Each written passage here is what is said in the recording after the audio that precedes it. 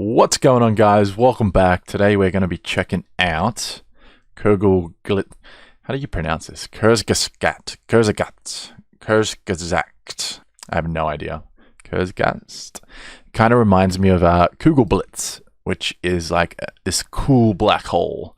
There's nothing different about them compared to normal black holes, but the way they're formed is different. So instead of just getting a lot of matter in one place, these are theoretical, by the way. You could potentially form a Kugelblitz by really intense radiation, heat, light, and it forms an event horizon. So we think that is possible according to the laws of physics that we currently understand. So anyway, let's get into this video. The Fermi Paradox. I love this guy's videos. He is absolutely brilliant. I'm pretty sure that Kurzgesagt actually means in a nutshell. So yeah, that makes sense. So let's get into it. Where are all the aliens? I would like to know the answer to this question. I'm not too sure myself. There's a lot of solutions to the Fermi Paradox. I've got some of my own. Thanks to Squarespace for sponsoring this video. We'll talk more about Squarespace later in the video. Okay, let's go. Are we the only living things in the entire universe? Absolutely the not. Observable universe. We've learned that planets are very common too. And there are probably trillions and trillions of habitable planets in the universe, which... Yeah, we think now there's probably planets around every single star, and possibly even multiple planets. You know, why should our star system be unique? It probably isn't. It's probably pretty average, just like everyone is pretty average, you know. So I imagine most star systems are going to resemble something like ours. Probably even have life. And who knows, maybe every star system has intelligent life. I think we're a pretty arrogant bunch, you know what I mean? To think we're the only life in the universe. Wouldn't it be funny if there's intelligent life around every star system all trying to communicate with each other, but we're just all pretty bad at it. And we really can't claim that we've tried very hard. Means there should be lots of opportunity for life to develop and exist, right? But where is it?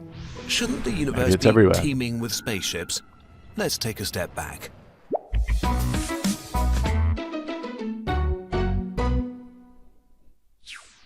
Even if there are alien civilizations in other galaxies, there's no way we'll ever know about them. Basically, everything outside of our direct galactic neighborhood, the so-called local group, is pretty much out of our reach forever because of the expansion of the universe. We're pretty much stuck with these friends for the rest of our life. It's kind of like how you develop some friends in, primary school, high school, and they're the friends for the rest of your life.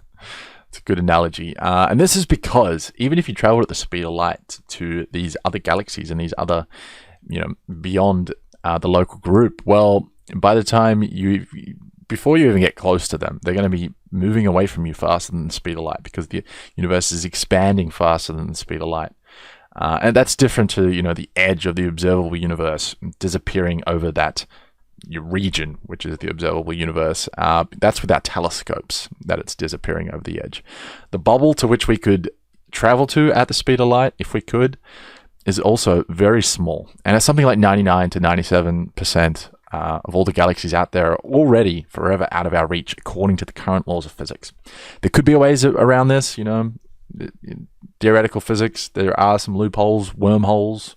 That's current physics. We probably don't have the best current understanding of nature. Highly doubt that. There's so many things we don't understand. So yeah, I'm sure there's ways around the speed of light. Even if we had really fast spaceships, it would literally take billions of years to reach these places, traveling through the emptiest areas in the universe. So let's focus on the Milky Way. The Milky Way is our home galaxy. It consists of up to 400 billion stars. That's a lot of stars. Counting one per second, it would take you 100 lifetimes to count them all. Wow. There are only 0.1% of those planets harbored life. There would be 1 It's also important to say this is life as we know it. This Goldilocks zone. In the Milky Way.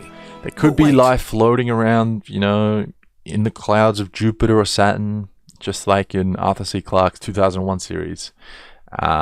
This is life as we know it. All the life on our planet has come about from the same tree of life. Biology has a sample size of 1. Who knows what's possible? The Milky Way is about 13 billion years old. In the beginning, it would not have been a good place for life because things exploded a lot. But after 1 to 2 billion years, the first habitable planets were born. Earth is... Yeah, so the Milky Way would have formed about 1 billion years after the Big Bang, give or take a few 100,000 years. And yeah, it would have been a pretty violent place in those early days because in the early universe, you had things like quasars, which are, you know, active supermassive black holes, essentially, at the center of big galaxies. All galaxies have a supermassive black hole, but when they're feeding on matter from the accretion disk, the accretion disk is what causes this, you know, giant explosion. And it would have been a very violent place for the rest of the galaxy at those times. And nowadays, galaxies, you know, we don't have quasars in our local universe. We have a lot of dead galaxies nowadays where star formation has stopped. You know, things like quasars and supernova, they actually, you know, revitalize galaxies and cause more star formation. But anyway, on a tangent, let's get back to it. Is only probably 4 billion boring, you years guys. old, so there have probably been trillions of chances for life to develop on other planets For in the sure. past. If only a single one of them had developed, They would have into just got a space obliterated in those early traveling super times, probably. civilization, we would have noticed by now. Not What would necessarily. such a Maybe they're civilization hiding. Look like? There are 3 categories. Maybe they don't care about us. We're probably ants to these things that can do this. A Type 1 civilization would be able to access the whole energy available on its planet. In case you're wondering, Fusion. we're currently around 0.73 on the scale, and we should reach oddly Type 1 precise. sometime in the next couple of hundred years. If we survive. Type 2 would be a civilization optimistic. capable of harnessing all of the energy of its home star. This would This require is absolutely some not serious how science this would fiction, work. but it is doable in principle. Wouldn't- Concepts like the Dyson I'm so sad that I'll never be around to see something like this. Just be extraordinary. The sphere, Dyson a sphere. giant complex surrounding the The sun rebel would of be physics. conceivable. Rebel Type without a 3 is a PhD. civilization that basically controls its whole galaxy and its energy. An alien race this advanced would probably be godlike to us. For sure. But why I mean, should we I be imagine able that if you're capable of level 2, they're probably already kind of godlike. We're pretty close to, you know, already, you know, thinking about putting ourselves in silicon bodies and shedding our meat sacks, our biological form. You know, at that point, are we immortal at that point? You know, like, you're already kind of a god then. And then, you know, maybe beyond that as well, you have complete control over the laws of physics. And you just, you know, you can be this ball of energy, godlike. This is super speculative, but, you know, I love sci-fi and stuff like this. If you're not going to dream, I can't understand scientists who don't like speculating or science fiction. Those scientists are losers. to see such an alien civilization in the first place? If we were to build generation spaceships that could sustain a population for around 1,000 years, Or if we just shed our biological shells and we become could immortal. colonize the whole galaxy in 2 million years. Sounds like a long time, No. but remember, the Milky Way is huge. So if it takes a couple of million years to colonize the entire galaxy, nobody has an answer to it. There's But lots of we do answers. have some ideas. Let's talk about filters. probably a filter in all this correct. context represents a barrier that is really hard for life to overcome. They come in various degrees of scary. 1. There are great filters, and we have This is passed them. not very scary. Maybe it is way harder for complex life to develop than we think. No The way. process allowing life to begin hasn't yet been completely figured out, and the conditions required may be really complicated. Maybe in the past, the universe was way more hostile, and only recently have things cooled down to make complex life possible. This would also mean that we may be unique, or at least one of the first, if not the first, civilization in the entire universe. No way. Such 2, arrogance. There are great filters, and they are ahead. Brian Cox thinks that, by the way. I mean, there are some reasons for why we could be the only life in the universe. You know, a possible solution is, we are in a simulation, and consciousness takes a lot of processing power. So much so that you only have room in your giant supercomputer simulating the universe for one, conscious civilization. Maybe that's what's going on. Maybe we really This are one alone. would be really, really bad. Maybe life on our level exists everywhere in the universe, but it gets destroyed when it reaches a certain point, a point that Likely. lies ahead of us. For sure. For example, The final filter, what do you think that is? Let me know down under. I think it's probably the heat death of the universe. If you want a good little short story about, exactly that. Go read the last question by Asimov. Just sorry, I whacked that. Brilliant. It's really great. Go check it out. Some future technology exists, but when activated, it destroys the planet. The last words of every advanced civilization would be, "This new device will solve all of our problems once I push this button." If this is true, then we are closer to the end than the beginning of human existence. Or maybe there is an ancient Type 3 civilization that monitors the universe, and once a civilization is advanced enough, it gets eliminated in an instant. Why? Maybe there is something we go around just eliminating all the ants? Not to discover. But I mean, it is possible. He's way not for wrong. us to know. One final thought: maybe we're alone. Right now, we have no evidence that there's any life besides us. Nothing. The universe appears to be We are looking. There is some exciting stuff happening, and we're looking for techno-signatures, biosignatures in the atmospheres of other planets, and we're about to expand this exploration significantly, and look for these techno-signatures. So like greenhouse gases and things like that, which we don't think occur naturally in the atmospheres of other planets. And, well, you know, as far as we know, because we used to think oxygen was kind of like this sign of life, because we know a lot of the oxygen on our planet has come from life. Before life, there was very little oxygen. But we now know there are some natural processes which can produce it. Like Mars, there's some oxygen in the atmosphere there. So. And dead. No one sending us messages, no one answering our calls. We may be completely alone, trapped on a... No way. I like Neil deGrasse Tyson's take on this. It's like going up to the ocean, getting a spoon of water and declaring there's no whales in the ocean. I think that's a bit of what's going on with us. We haven't looked all that much, so we really can't say, you know, like, where are they? We've barely looked. looked. Moist mud ball in an eternal universe. Moist mud Does that ball. thought scare you? If it does, you're having the correct emotional reaction. If we let life on this planet die, perhaps there will be no life left in the universe. Life will be gone, maybe forever. If this is the case, we just have to venture to the stars and become the first Type 3 civilization. Let's watch part 2 right now. Let's do it. There's still way more to the Fermi Paradox, which I'm sure he'll get into. Okay, here we go. There are probably Solutions and 10,000 ideas. stars for every grain of sand on Earth in the observable universe. We know that there might be trillions of planets, so where are all the aliens? This is the Fermi Paradox. If you want to know more about it, I don't know, maybe we smell. Here, we look at possible solutions to the Fermi Paradox. So, will we be destroyed, or does a glorious future await us? It was already extremely hard to set up a spaceship that could survive the trip. That's why you send something there before. Interstellar invasion might be impossible to pull off. Also, consider time. The universe is very old. On Earth, there's been life for at least 3.6 billion years. Intelligent human life for about 250,000 years, but only for about a century have we had the technology to communicate over great distances. That is what I think is most likely going on. The fact that we've only been, you know, putting signals out there for the last 100 years or so, that's not very long. You know, we've been around for 250,000 years, and 100 years we've been, you know, letting everyone know that we're here.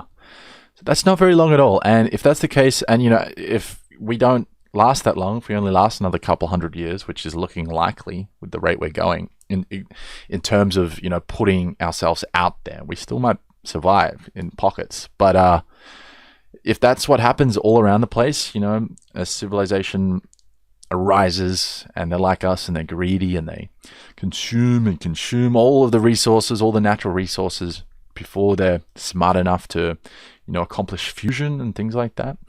Well, yeah, I think this is very likely, because obviously all planets out there are going to have limited amounts of resources.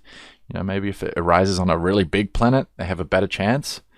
But then you have lots of other problems. So I think it's likely that life, you know, the amount of time that life is able to put, you know, put themselves out there is probably very short, and that is probably why, you know, we're not picking up, you know, certain signals. Anyway, let's keep watching. There might have been grand alien empires that stretched across thousands of systems and existed for... Well, you've also got to keep in mind, you know, we're in this we're in the Milky Way, and it's not that... The Milky Way is a spiral galaxy, and they're not that dense in terms of stars. You have other types of galaxies which are way more dense and have way more stars in them. Way more. And who knows? And, you know, like, the stars are a lot closer together, so Star Wars could be playing out right now out there, and there's just all these civilizations just going at it. That would be cool to see. You know, kind of sad, but, you know, they're my... Everyone loves a good war movie, all right? You might just have missed them. There might be grandiose ruins rotting away on distant worlds. 99. Another good short story, if you enjoy the sound of that. The Star by Arthur C. Clarke. It's brilliant. Percent of all species on Earth have died out. It's easy to argue that this will be our fate sooner or later. Intelligent life may develop, spread over a few systems, and die off over and over again. But galactic civilizations might never meet, so maybe it's a unifying experience for life in the universe to look at the stars and wonder, where is everyone? But there is no reason to assume aliens are like us, or that our logic applies to them. It might just be that our means of communication are extremely primitive and outdated.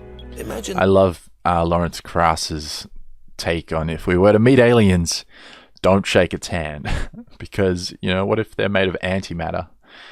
Gonna explode. Sitting in a house with a Morse code transmitter. You'd keep sending messages, but nobody would answer, and you'd feel pretty lonely. Maybe we're still undetectable for intelligence. Don't you love how we just sort of project our nature onto nature, like being lonely? You know, we just happen to have evolved from an ultra-social species. You know, maybe what if intelligence arises from, you know, very introverted and solo creatures? They're not going to look at the place in the same way. They're not going to, you know, see it as, if there's no life around, it's pretty lonely. Just saying, we always project our nature onto nature. I was driving down the freeway the other day, and I saw a pub sign. A pub is like a steakhouse, and on this sign it had a pig, and this place is famous for their bacon and pork, and it had a pig with a knife, holding a knife and fork, and it had a plate in front of it with pork on it, like another pig. A pig getting ready to eat another pig. I was like, imagine if an alien species came to our planet, you know, decided we tasted delicious, you know, created a little pub, served human, and they put up a sign with a human getting ready to eat, you know, another human. How weird, like, that just seems so crazy. Yet that's what we do. It just blows my mind. And think about it, like, I love Carl Sagan's approach on this, which is something like, you know, well, this is fused with my take on it. What separates us from other animals? You know, probably intelligence. That's not, you know, maybe dolphins and some other animals are actually super intelligent, but without hands or vocal cords, they can't communicate. That would be terribly sad. But it seems like intelligence is separating us from other animals. So it's like, shouldn't we then take care of other animals? Like, do we just exploit children? You know, adults are more intelligent than children. No, we take care of them, you know. So why aren't we taking care of the other animals that aren't as intelligent as us, when technically they're related to us? We all come from the same tree of life. We should be, you know, taking care of these other animals. We should be the, what's that word? The custodians of life on Earth.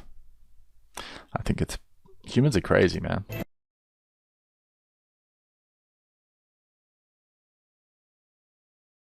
As I was saying. Now they're dead.